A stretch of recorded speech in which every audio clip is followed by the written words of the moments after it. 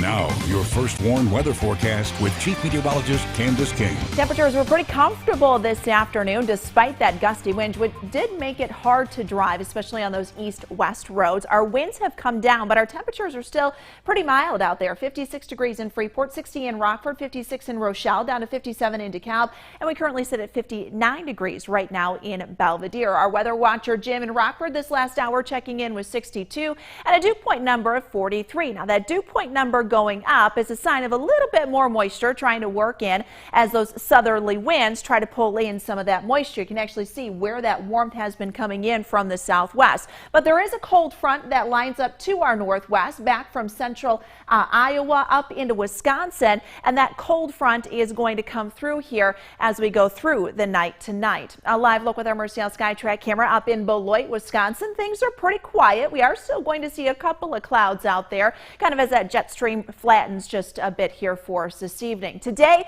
outside of the wind, nice day to get outside. Have to say thank you to Jerry Woods for sharing this fall photo with us.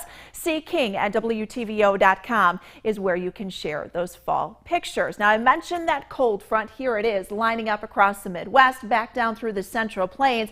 This front, however, is going to come through dry. Not a lot of moisture associated with that cold front, and behind that, high pressure actually begins to move in for the weekend. So what that is going to do for us is really kind of push those rain chances a bit further down to the south. So here we are tomorrow night with that high pressure moving in. That wind is going to shift around to our east and to the northeast during the night Friday and through much of the day on Saturday. But because this is dry and it's providing us with that easterly wind, notice the rain lining up along that front will stay mostly from Nebraska through Missouri and then into southern Illinois. Now, late Saturday night, we are going to have another area of low pressure that kind of works in from the south. This will push a little bit of moisture in by late Saturday night and then into Sunday. We could see a couple of light showers, and depending on the temperature Saturday night, might get a couple of snowflakes to mix in very early Sunday, but we'll hang on to a few light scattered showers as we go into Sunday morning and early afternoon,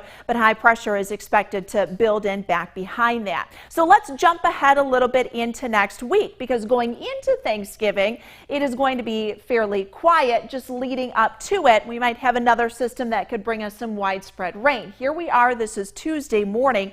Another area of low pressure works in from the southwest, pulls up that moisture. See a little bit of wintry weather showing up in northern Illinois, southern Wisconsin. Could get a very, very light mix again, depending on our temperatures, switching over to mostly rain here during the day on Tuesday. So Tuesday might not be the best days to get out if you have to do some things during the afternoon.